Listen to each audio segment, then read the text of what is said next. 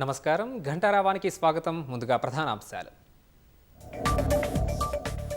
ప్రభుత్వ వైద్య కళాశాలలపై సీఎం రేవంత్ రెడ్డి సమీక్ష.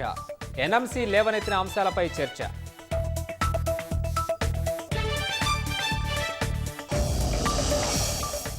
స్థానిక ఎన్నికల ప్రకటనపై మంత్రి వివరణ. ఎప్పుడు వస్తాయో వారంలో స్పష్టత వస్తుందని వెల్లడి.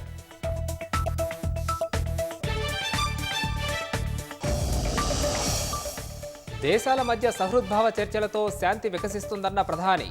భారత్ సైప్రస్ యుద్ధాన్ని కోరుకోవట్లేదన్న మోదీ వెల్లడి. ప్రతీకార చర్యలపై ఇరాన్కు హామీ ఇవ్వలేదన్న పాక్. ఇజ్రాయెల్పై ప్రతిదాడుల వాదన ఖండించిన రక్షణ మంత్రి.